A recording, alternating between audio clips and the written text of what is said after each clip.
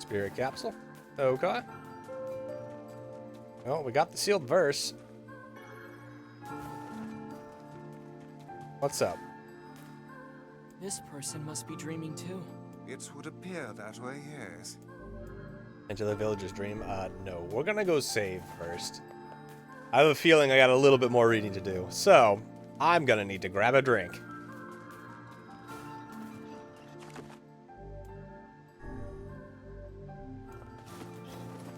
Alright. Well, I guess since we're here, might as well dive into the villager's dreams again. This person must be dreaming too. It would appear that way, yes. Can't say I'm very excited to go back there. That dream world sort of creeps me out. Perhaps you should spend less time complaining and more time getting on with the mission. Yeah. In we go. I breathed air scented with death and resist the urge to laugh. For I know it will sound like the words of a madman. How long have I been in this fresh hell? My box, my prison, is tucked beneath a stairway in the long unused catacombs of some infinite castle. Outside, I hear the sounds of a funeral dirge that plays without end. Light has no place here. Wind is a forgotten friend. I pray for death to come, but he forsakes me. Time passes, and eternity slips by in a single tick of the clock. Someone knocks on my prison. Anyone there? I hear an unfamiliar voice say. My savior! I claw at the door of my jail, embedding thick splinters under my ragged nails. I scream for help. I laugh. I sob. Surely this is a product of my addled mind. Surely it cannot be true. Help me! I cry. For all the love of the gods, help me! Impossibly, I hear the sound of a lock being torn out and falling to the floor.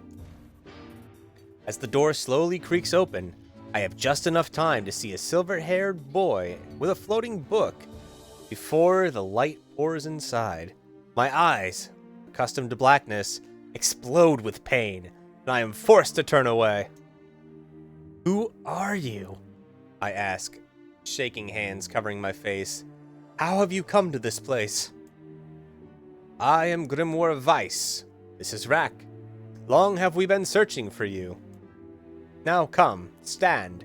We shall awaken from this nightmare together. The one known as Rack extends his hand and pulls me from the cell. Though my eyes are slow to adjust to freedom, my ears are keen as ever, and they recognize the staccato sounds of heavy rain. I never thought I'd hear that again, I whispered. Would that this were not such a terrible storm, said Grimoire Weiss. Look at your feet. I force my eyes open and see water pooling around my ankles and lapping at my shins. There's so much of it. Yes, and more comes each moment we delay. If we do not make good on our escape, we shall all drown in this castle. We know you are weak, but you are our only hope to survive this place. Time, that long-forgotten friend, made itself known again. I nodded my head and swore to save my rescuers, no matter the cost. The castle catacombs are a maze, twisting upon themselves like an endless entrails of a giant. I squint down the dim corridors and proceed north. At the end of the corridor, I find a row of 20 gorgeous canopied beds resting atop a carpet of velvet. All are covered in a thick layer of dust and cobwebs. Searching for the door to the next room, I come upon a shapeless mass of gray matter. It has been shoved against the side of the wall, and despite my fever, I think I see the outlines of a door just beyond it. When I reach out a finger and touch the piece of the mast, it turns to dust and drifts away on the wind. Realization slowly dawns, and I fall to my knees and weep. Corpses. I face a mountain of charred and crumbling corpses. I look from it to the beds and back again until the horror dawns full upon me. Someone has piled these bodies into a tower and set them ablaze. Whether they were alive or dead, I do not know. And sanity will not permit me to consider the proposition further. I make a sound. Whether scream or laughter, I cannot be certain. Then my mind grants me merciful blackness, and I find myself opening the door and leaving the most terrible of rooms. I squint down the corridors and proceed east. I squint down the dim corridors and proceed north. I squint down the corridors and proceed west. At the end of the path, a row of heavy wooden casks lie on their sides, in a dark chamber. Doubtless they are filled with wine. My thirst roars to life. I cannot remember the last time my parched throat had relief. I scrambled to the first cask and pull frantically at the cork. The theft of a few cups means nothing, I tell myself. The cask will be ruined by the flood regardless. Finally, the cork surrenders to my attack and thick red liquid bursts forth from the hole. Oh, that's blood, isn't it? This is no wine. It is blood still warm from the body. Whether animal or something else, I cannot say. The foul liquid soon mixes with rising floodwaters, creating a warmth that laps against my thighs. By all the gods, are the rest of these casks filled with blood as well? I lack the courage to confirm my suspicion. Disgust quickly becomes fear as I turn to flee. But my weakened legs betray me, sending me toppling over into the red ocean below. The smell of death is everywhere. It threatens to consume me. I must escape this hell.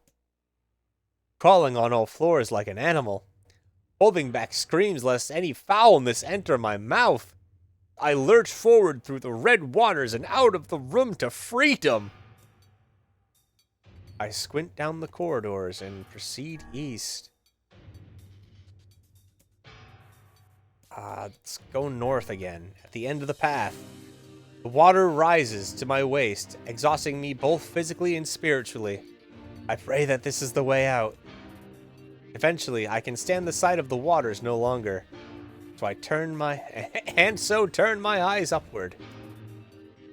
Imagine my surprise when I see a series of paintings hanging on the faded plaster wall.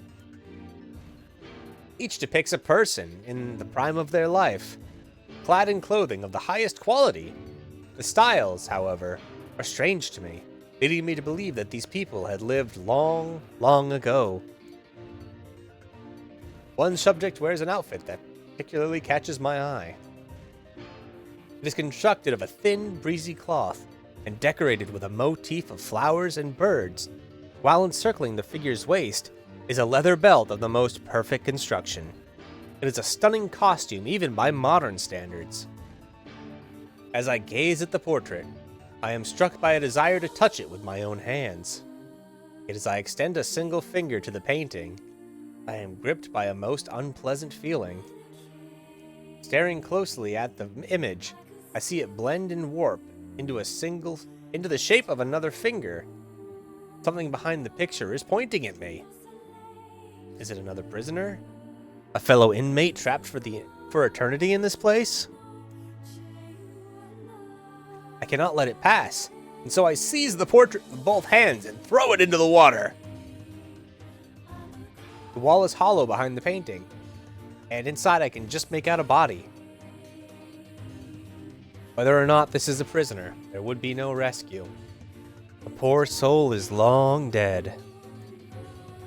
Scraps of clothing lie on the floor around the bones.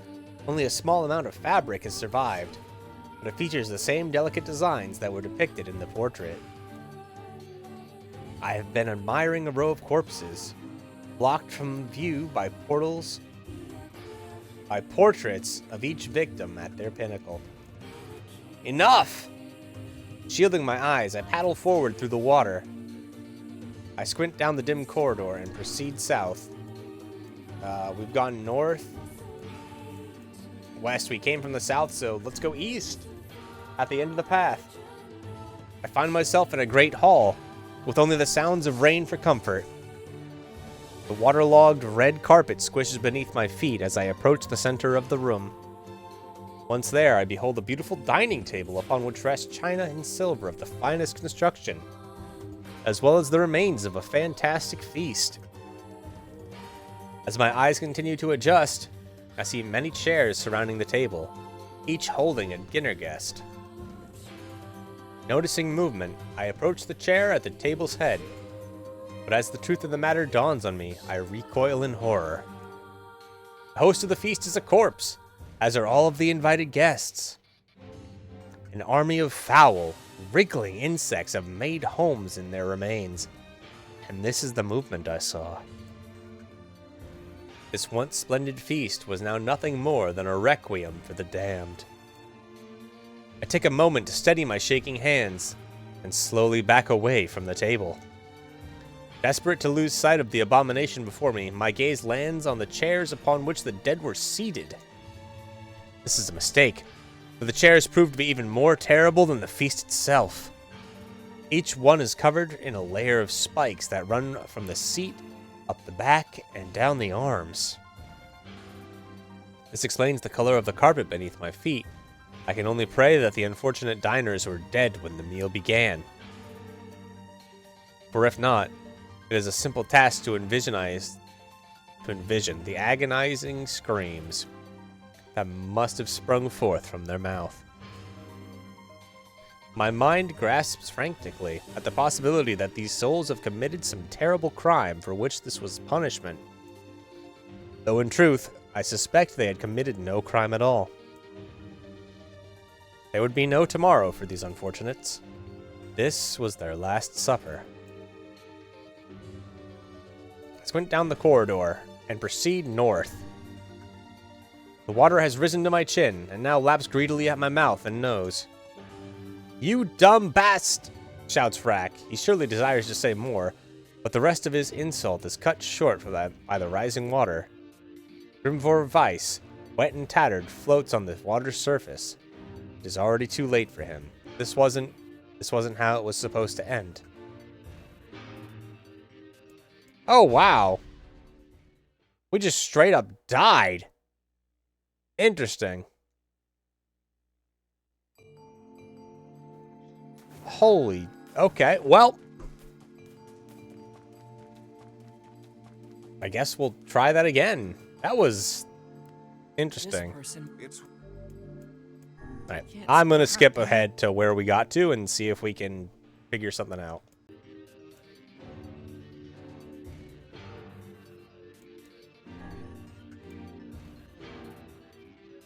Against all hope, we make it to the front door.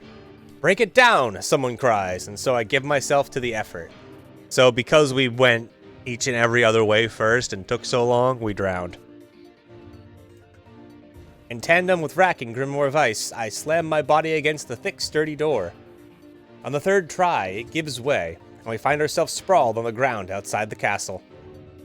The storm is in retreat. The clouds above are still dark and foreboding, but to the west, I can see a thin shimmer of sunlight trying to break through. "How can I thank you?" I cry as tears join the rain on my cheeks. I would surely have died in there. Looking down, I suddenly notice that my dress is in tatters, and sheepishly try to cover my exposed skin. "Your dress?" asked Weiss. "And you are a woman, madam?" "I am." I proffer the two a smile. I suppose that comes as something of a surprise, seeing as how I exist only in the form of words. I can see that the one known as Rack is disappointed that the torn dress will be given no further description, but he hides it well. Hey, don't put words in my mouth, even if it's true. With a nod and a shrug, the three of us set forth to our awakening. But behind us, an awakening of another kind is taking place.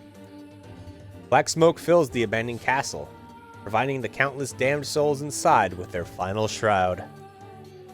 After a moment, the castle's windows shatter with a mighty roar. A fresh breeze blows through the hallways and corridors, clearing the smoke away for good. As we watch in awe, uncountable black shadows slowly flicker to life, crossing to and fro in front of the broken windows.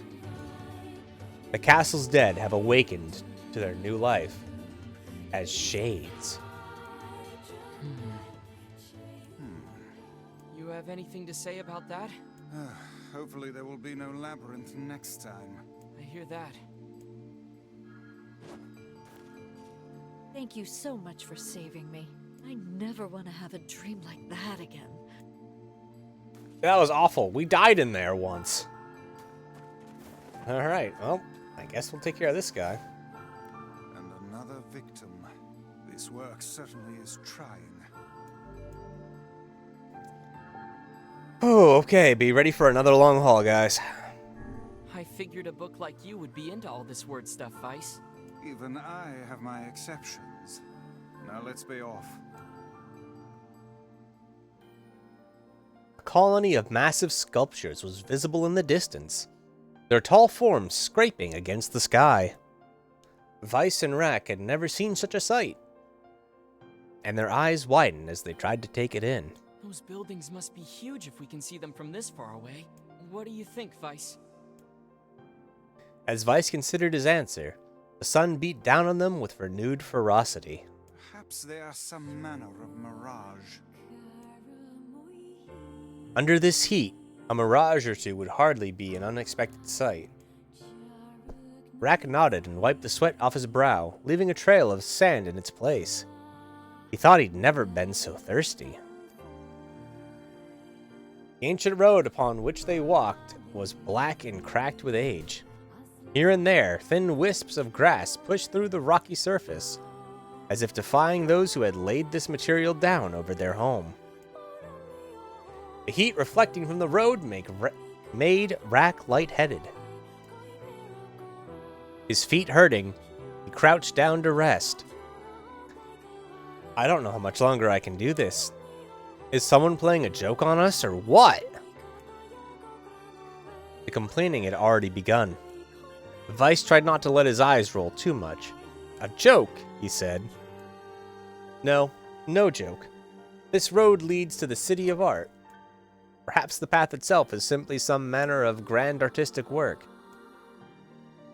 You don't sound very sure of yourself there. Perhaps not. But thinking of it in this way might make it easier for you to bear. Rack glanced at Vice's grinning face, shook his head, and resumed walking.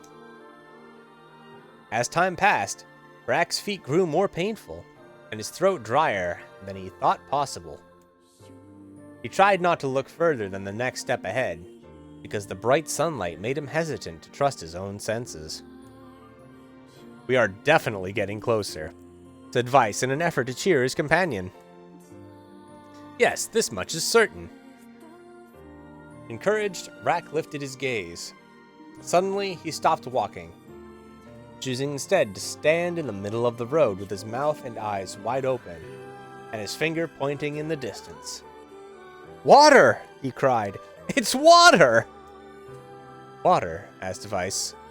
Preposterous. I don't see any water. Over there! Just ahead of us! Look! The sun is reflecting off of it! Without waiting for a response, Rack sprang to life and bounded towards the sight. What in the... There was no water. There was nothing but sand in every direction. Rack closed his eyes and sighed as Vice floated up behind him and chuckled softly. I believe this is known as a mirage, he said. Many a desert traveler have spoken of such things. Rack shook his head, bewildered. Suddenly he pointed off in the distance, his eyes wide once more. Wait! There it is! I just missed it! Look, it's right there! Rack sprinted off again, leaving Vice with no choice but to follow. After a few minutes of running, Rack came to a halt. I could have sworn it was right around here. Confused, he put his hands up to his eyes and rubbed them vigorously. As soon as he stopped, he noticed a blue shimmering pool of clear water just over the next rise. With a shout, he bounded off in search of it. The chase continued for nearly an hour, until an exasperated Vice finally floated up to Rack and struck him in the face with his cover. "Enough, you blithering idiot! Stop this at once! There is no water here!" Rack's face clouded. "There isn't?"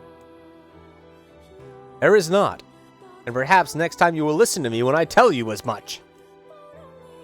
Vice paused for a moment, then continued speaking in a slightly kinder tone. "However, I suppose this mad chase was not altogether wasted.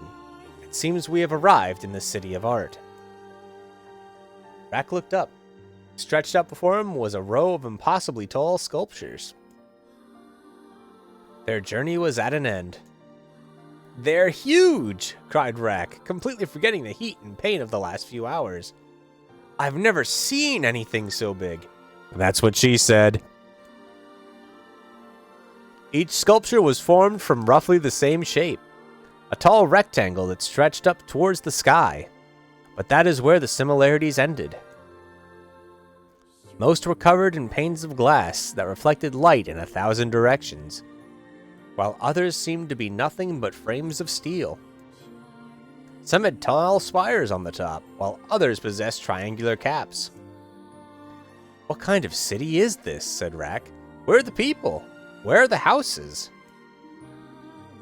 Perhaps the land is intended exclusively for artistic use. The debate continued as they made their way through the city. Miracles of artistry were everywhere. Great iron crates with wheels sat silent on steel rails. Beautifully carved works with lights of red, amber, and green dangled over every street. As they moved away from the massive sculptures, they found a giant array of smaller ones. Some were covered in glass or brick, but many were composed of materials they had never seen before or encountered.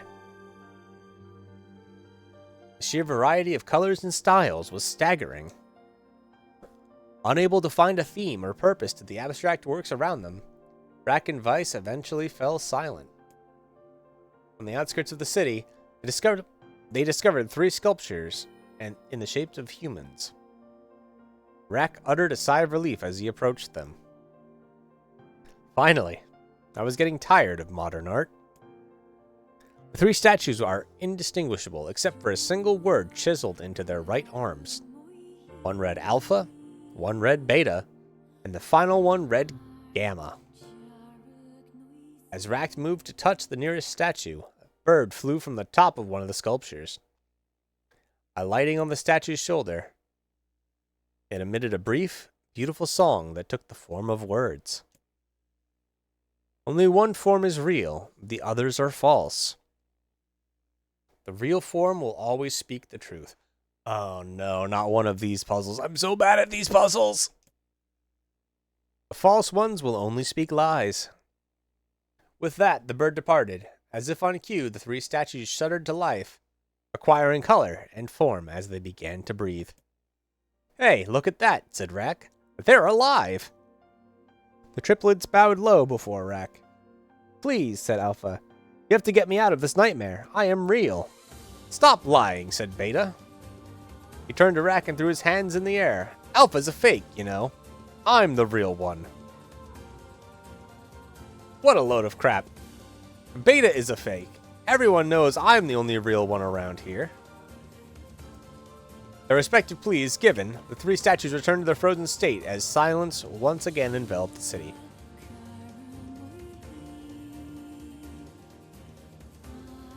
Okay. So, assuming Alpha is telling the truth, I don't think it's possible to be Alpha. Because Beta would be lying and saying he's a fake. True. But Gamma would say Beta is a fake. Which means that would also be a lie, which means Beta would both be fake and real. So it can't be Beta.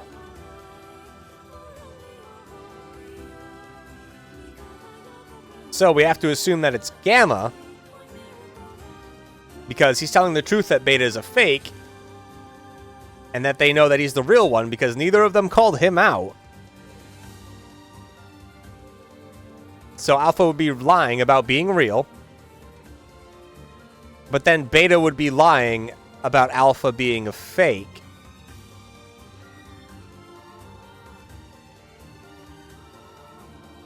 Okay, so it has to be Alpha then. I'm confusing myself. Oh my god. I hate these puzzles. I am so bad at them.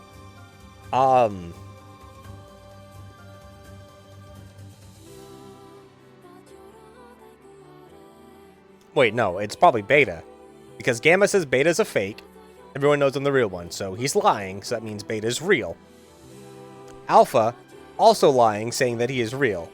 So Beta telling the truth, saying Alpha's a fake, you know I'm the real one. It's gotta be Beta. Okay, we figured it out. When you consider all of the statements, only one of them could be the real thing. Rack furrowed his eyebrows and considered his answer. Only one form is real, the others are fake. Real forms will always speak the truth, the false ones will only speak lies. The real one is Beta. Though Rack's voice betrayed a notable lack of confidence, he was relieved to see Vice nodding at him. I figured it out, let's go! If Alpha were telling the truth, Beta and Gamma would be fakes, but in this case, Gamma's claims that Beta is a fake would be the truth, even though Gamma is the liar. Therefore, that theory crumbles. Let's presume Gamma spoke the truth. That would make Alpha and Beta liars. In this situation, however, Beta is calling Alpha a liar, which would leave both the two statues telling the truth. Yep. Finally, let's presume Beta is telling the truth, so Alpha and Gamma's lies would make sense, therefore Beta must be real. I figured it out, let's go. It took me a second, but we got there. As Vice finished his explanation, Alpha and Gamma crumbled soundlessly into dust, while Beta sprang to life once more. Congratulations, villager, said Vice in a cheerful voice. The time to awaken has arrived. Thank you for saving me, cried the villager. He dropped to his knees and bowed his head as low as it could go before an uncomfortable rack pulled him to his feet. God, that sentence just felt like a mess to read. Why did you have a dream like this? Asked Vice. Have you been to this city before? The villager slowly looked around at the bizarre objects and sculptures that dotted the landscape, then shook his head. I don't think so. I mean, it's impossible, right? There's no way I could have ever been to a place like this. But at the same time, I feel like I've seen it before. Deja vu, muttered Rack. Just like the mayor. A vague sense of unease that struck Rack during the mayor's dream spread once more through his mind. That was rough. I am positive I have seen that place before. Okay, that's enough. Don't need you getting all weird on me too. Okay, there. Now all the villagers can wake up, right? Yes, if the mayor's assumption was correct. I think I have had enough wordplay to last a lifetime. Thank you very much. You're telling me. Anyway, let's go see the mayor. Oh my god. That was a mouthful. Super fun though. A lot of those puzzles kind of tripped me up a little bit. But really, the only thing we had a problem with was the maze. But that's because, you know, it's a maze. But once we got back to it and remembered which way to go, we were able to finish it off pretty quickly. Oh, how wonderful. Thank you so much. Here, I have something for you. One-handed sword, Faith. Wow, this looks valuable. I can really have it? Of course. It's apparently a weapon of some renown, but we have little use for it. Well, we appreciate it. Thank you again for everything. Cool. Hey, you made it to the end of the video. If you enjoyed it, leave a like and subscribe for more amazing content. Thanks for watching.